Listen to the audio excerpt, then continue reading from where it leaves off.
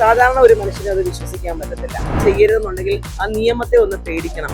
എന്തും ചെയ്യാം, രക്ഷപ്പെടാം. ദിലീപ് നിരപരാധിയാണെന്നുണ്ടെങ്കിൽ ന്യായമായിട്ടും ദിലീപിന് പുള്ളിക്കാരൻ നിരപരാധി ആയിരിക്കാം. അതുകൊണ്ടായിരിക്കും അങ്ങനെ ഒരു തീരുമാനം പ്രതീക്ഷയുണ്ട്. കാര്യം നമ്മുടെ കോൺസ്റ്റിറ്റ്യൂഷൻ അത്രയും സ്ട്രോങ് ആണ്. അത് എത്തിയത് ആളുകൾ വെറും അതെന്ന് വെച്ചാൽ വിവരമില്ലാത്ത കുറെ ആൾക്കാരാണ്. കാര്യം അവര് യോജിപ്പോൾ രേഖപ്പെടുത്തിയതാണ്.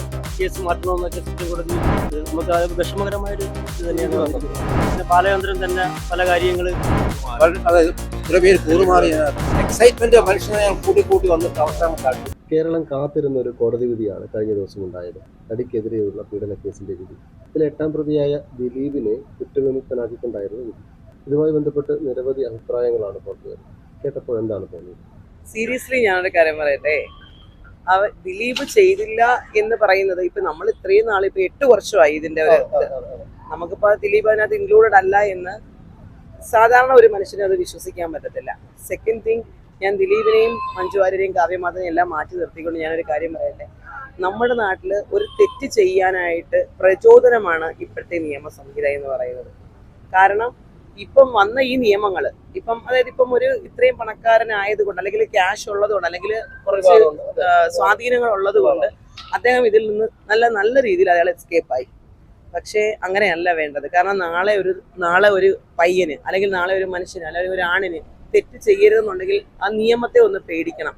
ഇതിപ്പോ നിയമത്തെ പേടിക്കേണ്ട കാര്യമില്ല. ഒരു ക്രൈം ചെയ്തു കഴിഞ്ഞാൽ ഇതായിരിക്കും ശിക്ഷ. ഇപ്പൊ ഞാനൊരു കാര്യം ചോദിക്കട്ടെ, നമ്മളുടെ വീട്ടിൽ നമ്മൾ കുഞ്ഞുനാളിൽ വളരുമ്പോൾ നമ്മളൊരു തെറ്റ് ചെയ്യുവാണെങ്കിൽ ഓക്കെ, വൈകുന്നേരം അച്ഛൻ വരുമ്പം നമുക്കിത് കിട്ടും. നാളെ ഒരു സമയത്ത് ആ തെറ്റ് ആവർത്തിക്കാതിരിക്കാൻ വേണ്ടിയിട്ടാണ് നമുക്കത് നമ്മുടെ മനസ്സിൽ തോട്ട് വരും. ഓക്കെ, എനിക്ക് ഇന്നതിന് അടി കിട്ടും, അല്ലെങ്കിൽ എനിക്ക് ഇന്നതിന് സമ്മാനം കിട്ടും. അങ്ങനെയാണ് നമ്മൾ വളരുന്നത്. ഈ ഒരു കാലഘട്ടത്തിൽ എന്താണ്, പണമുണ്ട്, സ്വാധീനമുണ്ടെന്നുണ്ടെങ്കിൽ എന്തും ചെയ്യാം, രക്ഷപ്പെടാം. അത് ബാധിക്കുന്നത് ഇനി വളർന്നു വരുന്ന പെൺകുട്ടികൾക്കും പണമില്ലാത്ത ആ ഒരു സമൂഹത്തിന് മാത്രമായിരിക്കും. എങ്ങനെയാണ് ഒരു സാധാരണക്കാരിക്ക് കിട്ടില്ല. കാരണം എന്താണെന്ന് വെച്ച് കഴിഞ്ഞാൽ ഇപ്പം പൾസർസിന്റെ ആ ഒരു ലെറ്റർ അതുപോലും കോടതി ഒരു ഇതെടുത്തില്ലല്ലോ. അപ്പം ഒന്നും കോടതി എടുത്തില്ല. ഇതിന് അൾട്ടിമേറ്റ് ഈസ് ക്യാഷ്. സ്വാധീനവും ക്യാഷും ഉണ്ടെങ്കിൽ എന്തും ചെയ്യാം. അതാണ് നമ്മളുടെ നിയമം. ആദ്യം നിയമം മാറ്റി എഴുതുക. നിങ്ങൾ പ്രസ്സല്ലേ ഇതിനു വേണ്ടിയിട്ട് സംസാരിക്കുക. കാരണം എനിക്ക് 2 ആൺകുട്ടികളാണുള്ളത്. ഇപ്പം നമുക്ക് ഭാവിയിൽ എന്തെങ്കിലും ചെയ്യണമെങ്കിൽ നിങ്ങളൊക്കെ സംസാരിക്കൂ. Be a game changer. ഇതുപോലെ നമ്മളെ പോലെ മക്കൾക്ക്, പെങ്ങന്മാർക്ക് ഇങ്ങനെ ഒരു അനുഭവം ഉണ്ടാവാതിരിക്കണം. വിധി അറിഞ്ഞു. അത് തെറ്റായ ഒരു വിധിയാണ്. സാധാരണക്കാരന് പോകുമ്പം അവന് നീതി കിട്ടുന്നില്ല, പണമുള്ളതിന് നീതി കിട്ടുന്നു. വിധി വന്നപ്പോൾ ആക്ച്വലി കുറച്ച് സർപ്രൈസ്ഡ് ആയിരുന്നു. ഞാൻ ആക്ച്വലി വിചാരിച്ച ദിലീപിനെതിരെ വിധി വരുമെന്നായിരുന്നു ഞാൻ വിചാരിച്ചത്. പക്ഷേ വിധി ഇപ്പം ന്യായമായിട്ടുള്ള രീതിയിലായിരിക്കും എന്തായാലും വരുന്നത്. അപ്പം ദിലീപിന്റെ പ്രതിഭാഗം എന്തായാലും ഹയർ ഇതിന് പോകുമെന്ന് പറഞ്ഞിട്ടുണ്ട്. അപ്പോൾ എന്തായാലും ജസ്റ്റിസ് വിജയിക്കണമെന്നാണ് എൻ്റെ ആഗ്രഹം. സത്യം ജയിക്കണമെന്നുള്ളതാണ് എൻ്റെ ഒരു ആഗ്രഹം. ഇപ്പം ദിലീപ് നിരപരാധിയാണെന്നുണ്ടെങ്കിൽ ന്യായമായിട്ടും ദിലീപിന് ഇത്രയും സ്റ്റാറ്റസ് ആയുള്ള നടനാണ്. അദ്ദേഹത്തിന്റെ കുറച്ച് നാളത്തെ കരിയർ എല്ലാം പോയി. വർഷങ്ങളായിട്ട് അദ്ദേഹം പിന്നെ സോഷ്യലായിട്ട് കുറെ അയാളുടെ സ്ഥാനങ്ങളെല്ലാം കുറെ നഷ്ടപ്പെട്ടു.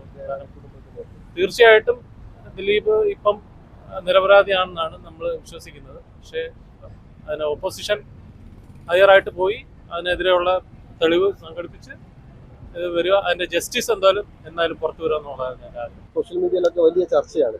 എന്താണ് ആ വിധി കേട്ടപ്പോൾ? കോടതിയല്ലേ വിധി പറയുന്നത്.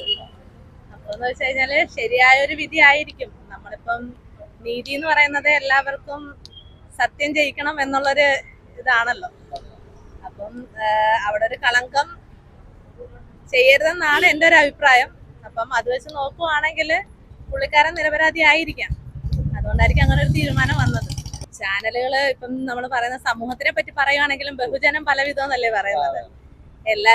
എല്ലാവർക്കും ഓരോ അഭിപ്രായം ആയിരിക്കത്തില്ലല്ലോ. ഇപ്പൊ ഒരു നാട്ടിലാണെങ്കിലും ചെറിയൊരു വിഷയങ്ങൾ പെരുപ്പിച്ച് കാണിക്കാൻ ഒത്തിരി ആളുകൾ കാണുമായിരിക്കും. അപ്പൊ എനിക്ക് ഇതിനകത്ത് സത്യാവസ്ഥ എന്താണെന്നോ, ഇപ്പം സമൂഹത്തിലെ ഒരു അംഗത്തെ പോലത്തെ തന്നെയാണ് ഞാനും. അപ്പം ഇതിനകത്ത് സത്യം എന്താണെന്നോ കള്ളം എന്താണെന്നോ ഒന്നും നമുക്കും അറിയത്തില്ല. അപ്പം കോടതി വിധി വന്നതിനെ അതിനോട് തന്നെ നമ്മൾ മാനിക്കുന്നുണ്ട്, അംഗീകരിക്കുന്നു. അതേപോലെ തന്നെ നമ്മൾ ആഗ്രഹിച്ച വിധി കിട്ടിയില്ല എന്ന് മാത്രമല്ല, വളരെ നിരാശാജനകമായിട്ടുള്ളൊരു വിധി കൂടിയായിരുന്നു അത്. ഇനി നമുക്ക് പ്രതീക്ഷയുണ്ട്. കാര്യം നമ്മുടെ കോൺസ്റ്റിറ്റ്യൂഷൻ അത്രയ്ക്ക് സ്ട്രോങ് ആണ്. അത് എഴുതിയത് ആളുകൾ വെറും നിസ്സാരക്കാരൊന്നുമല്ല എഴുതിയത്. ഏറ്റവും നല്ല കോൺസ്റ്റിറ്റ്യൂഷൻ ഇന്ത്യൻ കോൺസ്റ്റിറ്റ്യൂഷൻ. അതിൽ വെച്ചിട്ട് നമ്മളുടെ മുന്നേ വന്നിട്ടുള്ളവർ എഴുതി വെച്ചിട്ട് കോൺസ്റ്റിറ്റ്യൂഷൻ അത്ര പെട്ടെന്ന് മാൽ പ്രാക്ടീസ് ആക്കാനും അത്ര പെട്ടെന്നൊന്നും എടുത്തു മറിക്കാനൊന്നും പറ്റില്ല.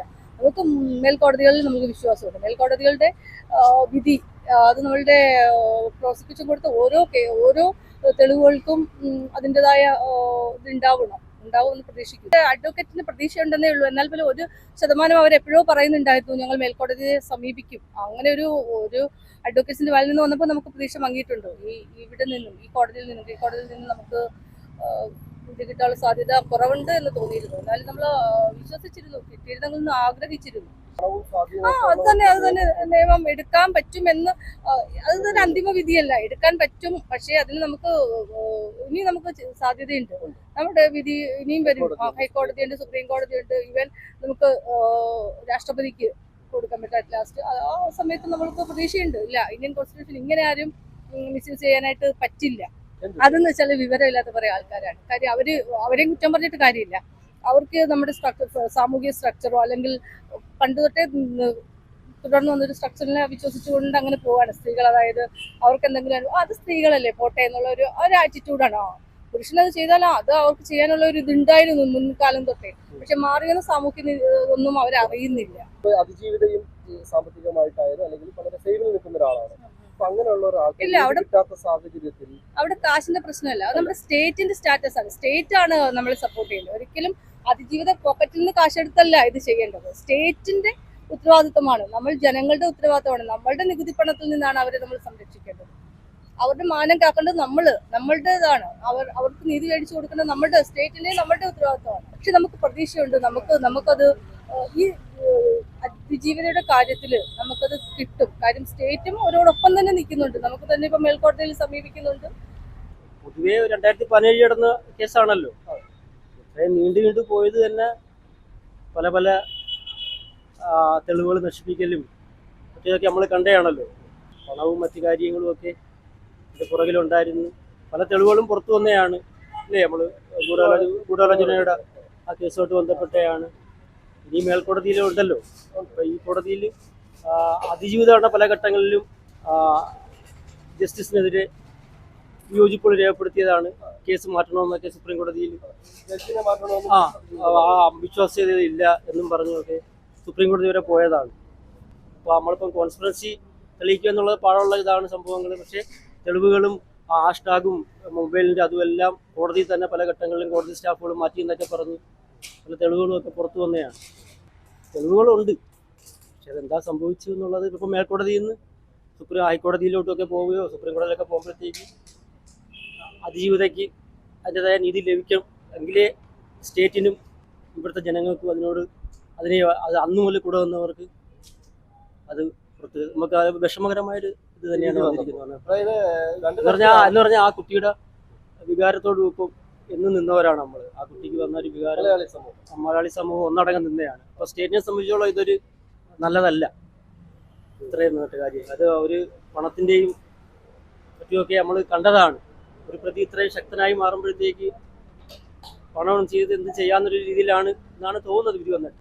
അല്ല, അത് സ്വാഭാവികമായിട്ട് ഗൂഢാലോചന കണ്ടെത്തുക എന്നുള്ളത് ഇച്ചിരി പാടുള്ള കാര്യമായിരിക്കും സംഭവങ്ങൾ. പക്ഷെ എന്നാലും പൾസർ സുനിയുമായിട്ട് പല ഘട്ടങ്ങളിൽ തൃശ്ശൂരിൽ കൂടെ നിൽക്കുന്ന അറിഞ്ഞൂടെന്നാണ് എനിക്ക് പറഞ്ഞത്.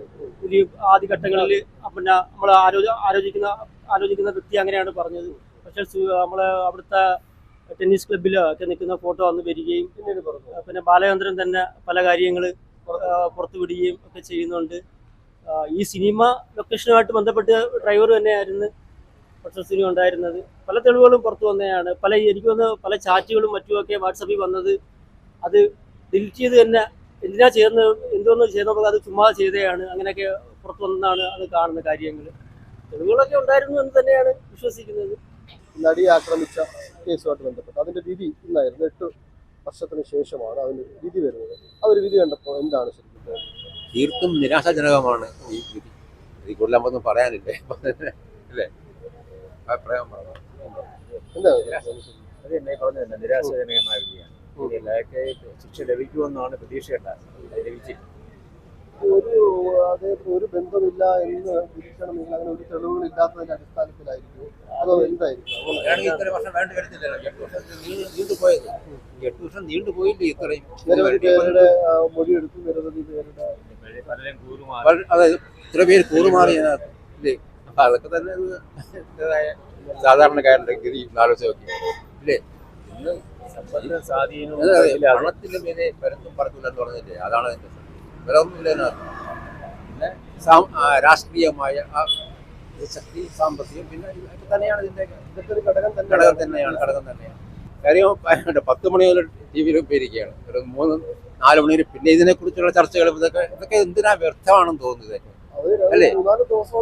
ചാനലിൽ തന്നെ ഇത് എക്സൈറ്റ്മെന്റ് ആകുമ്പോൾ മനുഷ്യനെ കൂട്ടുകയാണ്. എക്സൈറ്റ്മെന്റ് മനുഷ്യനെ കൂട്ടി വന്നിട്ട് അവസാനം കാട്ടും. അതായിരിക്കും അവരെ വിഷയദാരിദ്ര്യം കൊണ്ടായിരിക്കും ഒന്ന് കിട്ടിയാൽ അത് തന്നെ ഏറ്റവും ചെലവ് നമുക്കൊരു അരോചകമായിട്ട് തോന്നും ചില കേസുകളിലൊക്കെ. നമ്മളൊക്കെ മനുഷ്യരല്ലേ അല്ലേ? അപ്പൊ നമുക്ക് നമ്മുടെ സഹജീവികളോട് ഒരു അനുകമ്പയും ഇതൊക്കെ വേണ്ടേ? അതൊന്നും ഇല്ല ഇവിടുത്തെ അല്ലേ? അതൊന്നും ഇല്ല. കഷ്ടം. അതൊക്കെ അന്നൊക്കെ ഇത് ഈ വിവരം അറിഞ്ഞപ്പോ നമ്മളെ ആക്ച്വലി സ്തബ്ധരായിപ്പോയി. ആദ്യത്തെ ഞെട്ടിച്ചൊരു സംഭവമല്ലേ? ഞെട്ടിച്ച സംഭവം, ഒരു വാഹനത്തിൽ ഒരു സിറ്റി നടക്കുന്ന സംഭവം. അപ്പൊ ഇതിനിപ്പോ അന്ന് അവിടെ പലതും നടന്നിട്ടുണ്ട്. അല്ലാതെ ഞാൻ ചോദിക്കുന്നത്, ഇങ്ങനെയൊക്കെ ഒരു സംഭവം വരുമ്പോൾ മാതൃകാപരമായ ഒരു ശിക്ഷ ഉണ്ടാകുമ്പോൾ അത്തരം ക്രൈമുകൾ ചെയ്യാനിരിക്കുന്നവർക്കൊരു ഒരു ഭയം ഉണ്ടാകുന്നതല്ലേ? അങ്ങനെയല്ലേ കേട്ടെ? അതന്നെ വേണ്ടത്. പക്ഷെ ശിക്ഷയുടെ ഇതാണ്. അതൊന്നും ഉണ്ടാവുന്നില്ലല്ലോ. ഇപ്പൊ ഒന്നും ഉണ്ടാവുന്നില്ലല്ലോ. അതാണ് അല്ല, അദ്ദേഹത്തെ മാറ്റണമെന്ന് മാറ്റണമെന്നുണ്ടായിരുന്നു, മാറ്റിയില്ല. ആണല്ലേ? ജഡ്ജിയെ മാറ്റണമെന്ന് പറഞ്ഞിരുന്നു ഈ കോടതി. പിന്നെ കോടതിക്ക് വേണ്ടത് തെളിവുകളാണ്. പക്ഷെ തെളിവ് അതൊക്കെ അവരിൽ പറഞ്ഞതല്ലേ?